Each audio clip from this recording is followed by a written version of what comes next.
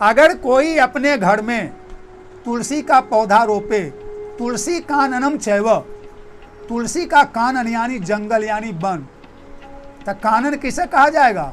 कम से कम घर में 10 पेड़ होना चाहिए, कम से कम 10 पौधा 10 गमला में हो, तो उसे वन की, उसे उद्यान की, उसे जंगल की संज्ञा दी गई है शास्त्र के अनुसार। देखते हैं तुलसी कानन है, यानी जिसके घर में तुलसी का पौधा कम से कम 10 गो हो, वहां क्या है? यस गृहे अवतिष्ठते, जिसके घर में तुलसी का कानन यानी वन यानी कम से कम 10 पौधा है,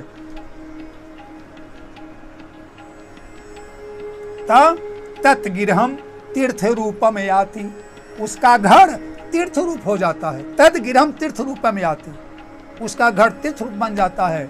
अन्नायाति यम किंकड़ा, और यम के किंकड़, यम के दास उसके घर में नहीं आते।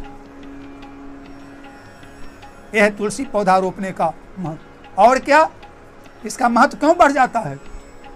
तुलसी के जड़ में भगवान ब्रह्मा जी हैं, तुलसी के जो तना है उसमें भगवान विष्णु का निवास है, और तुलसी की मंजरी में भगवान शंकर का निवास है। आप घर में मंदिर बनाइएगा शंकर जी के अलग, विष्णु भगवान के अलग और ब्रह्मा जी के अलग, जिंदगी बीत जाएगी, नहीं बनेगा। एक तुलसी का पौधा रोप दिया तो तीनों का मंदिर भी बन गया बिना खर्चे के। एक पौधा कहीं से लाके रोप दिए तो तीनों मंदिर बन गया। काहे? जड़ में ब्रह्मा जी हैं, तना में विष्णु जी हैं और मंजरी में शंकर जी का निवास है।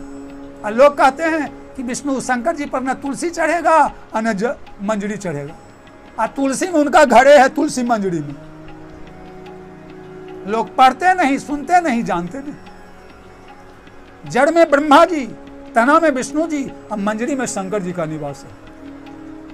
इसीलिए तुलसी में जो जल डालता है वह तीनों देवता को तृप्त कर देता है। ब्रह्मा भी संतुष्ट, विष्णु भी संतुष्ट और शंकर भी संतुष्ट। तुलसी में जल डालेंगे तो जड़ के द्वारा सारे पेड़ में चला जाएगा। तो जड़ से ब्रह्मा जी संतुष्ट हो गए, तना में विष्णु जी संतुष्ट हो गए और मंजरी में भगवान शंकर। और जो तीनों को संतुष्ट कर लिया उसके पास जम का दूत आएगा और नरक में जाएगा, और 84 में जाएगा, वह सीधे भगवत धाम को जाएगा। इसीलिए कहा गया है जो तुलसी के जड़ में रोज पानी देता है उससे जमदूत भागते हैं, जमराज डरते हैं। बाप रे, ये तो ब्रह्मा विष्णु शंकर तीनों को पानी पिला रहा है। ये तो तुलसी का पौधा रोप करके आई 3 मंदिर बना दिया। तीनों का निवास यानी ब्रह्मा का भी मंदिर, शंकर का भी मंदिर और उसके बाद विष्णु का भी मंदिर। ये तो तीनों को पानी पिला के संतुष्ट कर रहा, तीनों देवता उसमें प्रसन्न है। कौन उसके पास जमदूत जाएगा और क्यों 84 में जाएगा? वह सीधे मरने के बाद भगवत धाम को जाएगा। और इतना ही नहीं, तुलसी की जड़ के पास जो मिट्टी होती है उसमें सारे तीर्थ और सारे देवता निवास करते हैं, वह सबको संतुष्ट कर दिया। और इतना ही नहीं, तुलसी का एक वैज्ञानिक भी फायदा है। जहां तुलसी के पौधे होते हैं वह 24 घंटा ऑक्सीजन छोड़ता है।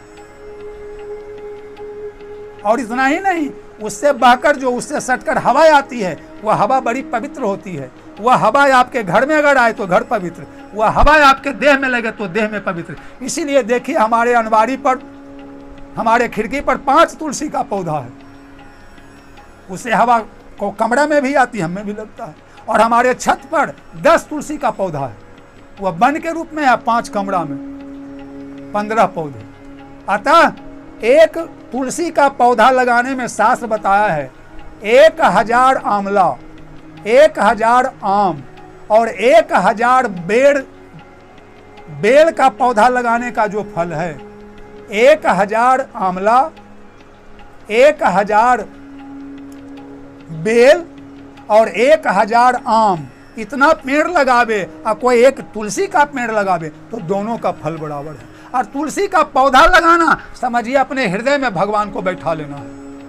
अपने हृदय में भगवान को बैठा लेना है। अगर कोई व्यक्ति तुलसी का पौधा रोपता है उस पर भगवान अत्यंत प्रसन्न होते हैं और मरने के बाद सीधे भगवत धाम को जाते हैं। तुलसी माता उनको प्राप्त करा देती है कि तुम भगवान के पास जाओ और तुम इस लोक के अधिकारी नहीं हो। इतना है तुलसी के पौधा रोपने का और उनकी सेवा करने का फल।